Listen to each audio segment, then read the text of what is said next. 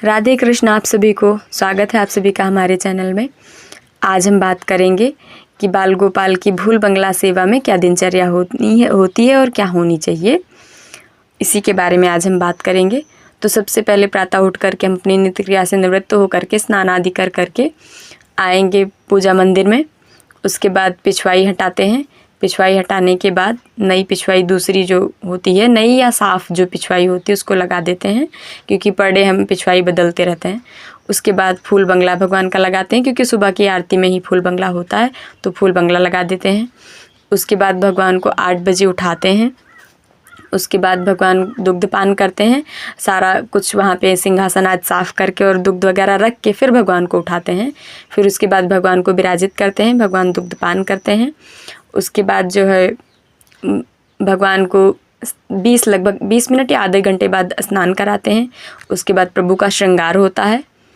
फिर नया श्रृंगार करने के बाद प्रभु को विराजित करते हैं और उनके आसपास जो चीज़ें बिखरी हुई थी उसको सुबह ही समेट दिया, तो वो क्लीन ही है।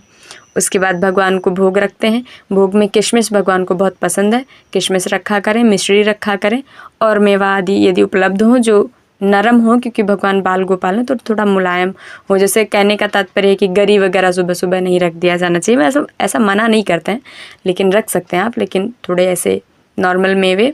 और फिर जल, अगर बंटा जी हो तो बंटा जी में रख दीजिए, भोग में भी रख दीजिए और झारी जी रख दीजिए। यदि नहीं है तो लोटे में जो भगवान का पूजा का होता है उसमें जल रख दीजिए छोटा सा और भगवान का भोग रख दीजिए सुबह का। उसके बाद भगवान की आरती होती है। उसके बाद जो है भोग लगेगा दोपहर से पहले 10 या 11 बजे के बीच में भोग लगेगा। उसके बाद 12 बजे आरती हो जाएगी भगवान की। 12 बजे से पहले लगभग आरती हो जाएगी, लगभग 11:45 पे। उसके बाद 12 बजे भगवान को पुनः शयन करा देते हैं।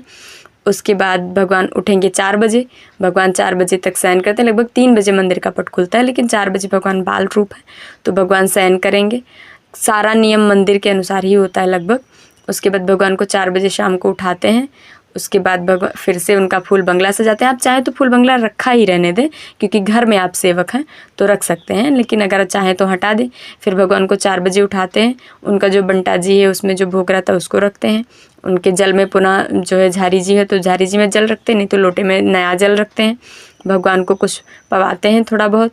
उसके बाद भगवान बैठते हैं। लगभग शाम जो संध्या कालीन हो जाता है 6 बजे उस समय उनकी धूप आरती पुनः करते हैं। फूल बंगला लगा हुआ रहता है और वो आरती करने के बाद जो है संध्या आरती ये है एक प्रकार से।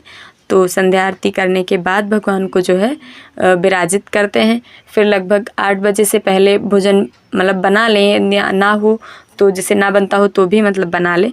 उसके बाद 8 बजे तक से पहले भगवान को भोग पवा दें 7:45 तक। 8 बजे प्रभु को शयन करा दें। शयन आरती करनी हो कर पाएँ तो कर लें, नहीं कर पाएँ तो कोई बात नहीं, किंतु कोशिश करें कि शयन आरती कर लें और उसके बाद भगवान को 8 बजे तक सुला दें। आज की दिनचर्या में इतना ही शेयर किया है। यदि इसकी डिटेल दिनचर्या चाहिए तो आप बताइएगा। फुल दिनचर्या हम वीडियो बना करके दिखा करके आपको एक बार बता देंगे, और यदि आप इससे समझ जाएं तो और बहुत अच्छी बात है। तो कोई बात नहीं, हम मतलब इसको शेयर कर दे रहे हैं, आप इसको देखिएगा और ऐसे समझ के करिएगा। आज के लिए इतना ही। धन्यवाद। राधे राधे। मिलते हैं अगली वीडियो में।